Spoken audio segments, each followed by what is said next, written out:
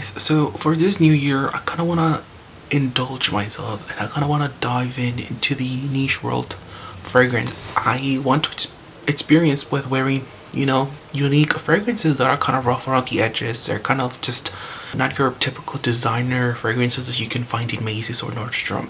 Let's dive into Francesca Bianchi's perfumes. Have you tried them? Have you heard of her? Let's dive into my two fragrances from Francesca Bianchi and if I like them or not.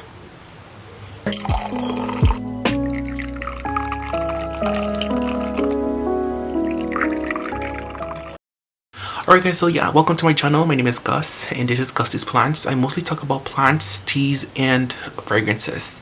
So like I mentioned earlier, today we're going to dive into the house of Francesca Bianchi. It is a niche perfumer house and I believe she also works for other designer brands. I'm not familiar too much with Francesca Bianchi, but I believe she is a perfumer, master perfumer. She creates magnificent fragrances.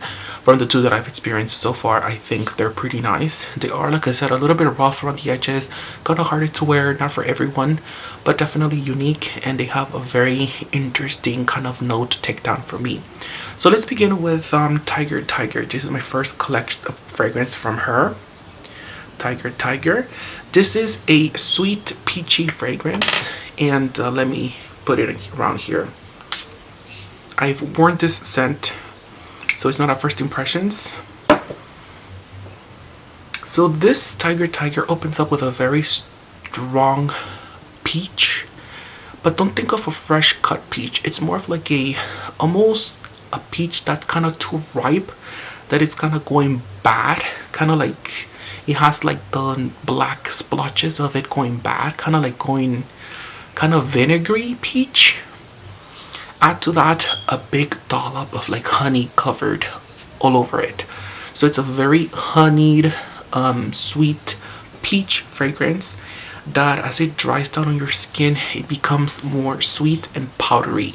However, the peachy sweetness from it doesn't go away from beginning to end. It's always gonna be peachy, but it does kind of transform as you wear it from a honey sweet peach to more of like a powdery dusty peach. And as it dries down though, like after like maybe 2-3 hours, you start getting more of like the woody oak moss, kind of like an agar wood, and leather. It's funny because I don't like leather fragrances, but this leather, it's very far back in the background that it doesn't really kind of impact my liking for it. It kind of acts kind of like a white leather, kind of like suede, and it doesn't really counteract with the peach. But the peach, like I said, is from beginning to end. It's a very peachy sweet fragrance. If you don't like sweet scents, stay away from this one. But definitely it's more of like a ripe peach, almost that it's going bad, covered with honey. And as it, as you wear it, it kind of just, the honey kind of goes away and you get more of like a powdery, almost like a white floral type of fragrance. Not floral, but it kind of has more of like an airy type of dusty powder with like a peach afternote. And very far in the background, you get a little bit of the leather that kind of cuts through the sweetness and gives you more of like a mature type of sweet scent that I see anyone above 30 wearing it. I definitely don't see anyone in high school or maybe in college wearing this in their 20s. It's more of a sophisticated fragrance, as with most of Francesca Bianchi's fragrances, I think. And it's definitely more of a unique fragrance that not many people would enjoy. However, I like it, and it's a very good first try from Francesca Bianchi's perfumes. I really like it. If you're interested in this perfume, I will suggest to maybe getting a sample of it, just because it's not safe for blind buying, because it's very sweet and it is kind of on the gourmand type of fragrance realm, because it does have that fruity, peachy, almost realistic type of scent to it. For protection and for staying power, it stays on me ever, like eternally. I don't really like to wear it on my clothes for this fragrance. I kind of like to wear it on myself, because the first time I wore it, it lasted on my sweater for ages, and I just, so it does have a very strong staying power on clothing, and on skin maybe like around 8 to 10 hours. As far as protection goes, it's very strong protection. My coworkers were able to smell it, and So it is kind of arm's length protection, and longevity, like I said, it just stays for you ever. So that was Sweet Tiger Tiger. Completely to the other side, it's the second fragrance here. This is the dark side, guys.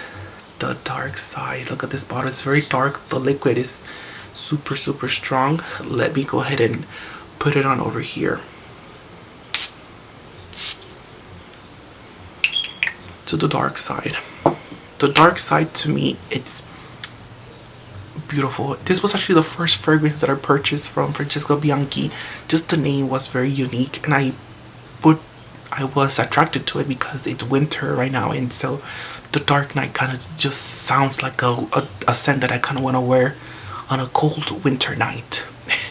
So the Dark Night for me opens up with a very almost like a brown molasses type of leather. Like, just imagine a leather fragrance that has been covered with like sweet molasses. It's sweet, kind of like antique book. You know the books that have like the leather cover with them, kind of like a hardback book with like a little leather I guess book cover. That's kind of what I get from here. A little bit of like the, you know, the antiqueness of like a bookstore. And it kind of, to me, it has like a very fainted background of like tamarinds. I know it's crazy, and I don't even think tamarind is in the notes, but I do get kind of like a tangy tamarind that has been sweetened with like a bunch of sugar, brown sugar, and that's kind of the fragrance that I get here. It's definitely a scent for leaning more masculine as opposed to Tiger Tiger, which is more feminine. These fragrances can be worn unisex, anyone can wear it, but the dark side for me, it's definitely more on the masculine side of things. I do get that sweet tamarind note to it, but I also get like a sweet leather, and it's more of like a kind of like a suede leather. It's not so sharp and rough like leather could tend to get. I do get a little bit of iris in here, or maybe something buttery, something kind of sweet. I think all of her fragrances have this distinct note to them, kind of like her fragrance ID. But yeah, it's definitely a suede fragrance that has been sweetened up with a little bit of dark tamarind, and it does have a very incensey and smoky afternote in the background. For me, when I spray this on, I get wood. It's like a very woody suede book cover, and as it dries down though, the sweetness kind of fades off, and you are left with a very woody, very masculine type of fragrance. The leather kind of dies down to me, and it kind of dries down to be more of like a skin like scent. Is not that strong in projection like many people when I be able to smell it, unless you get really close to them.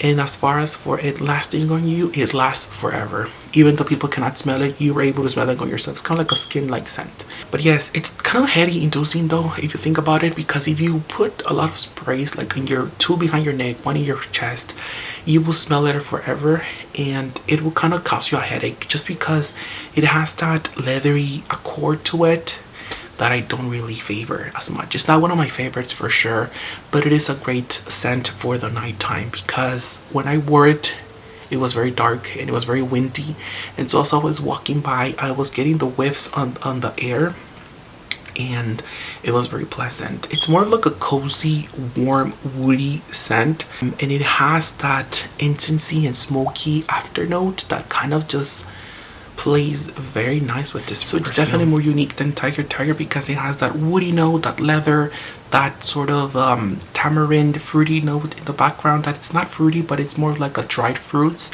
kind of like dates or like plums. And it has a smoky incensey, I guess myrrh in the background. It's really nice. It has a little bit of tobacco as well, but that's kind of like faded into the background. It's not like the main star in this perfume. So definitely the dark side was my first purchase from Francesca Bianchi, and I really enjoyed it. Okay, so these are the two fragrances that I've sampled from Francesca Bianchi. I really enjoy them both. If I have to recommend one out of these two for me personally, I'd go for Tiger Tiger because I feel like it's more wearable, and it's definitely a scent that I couldn't see myself wearing throughout the whole year. It's more of like a transitioning scent. You could wear it during winter, transition into fall or summer or even spring for sure, because it has that peachy, sweet, gourmand aspect to it, and it also has like a little bit of like a suede powdery note, which I think works all year round, as opposed to the dark side over here. This one is more of like a winter type of fragrance that I would only wear during nighttime. I would not for sure wear this during summer because it's extremely glowing, and I would not wear this during just spring because I don't know, I just don't see myself wearing this in spring. But anyways guys, this is my first video diving into niche fragrances. If you guys enjoyed this video, let me know in the comments below. If you've tried Francesca Bianchi's perfumes, let me know in the comments below. Just let me know in the comments below what you think about this video, or what you think of niche perfumes. Have you tried any? Let me know in the comments below. But yeah, I hope you guys enjoyed it. Kapong karigato. Gozaimashita.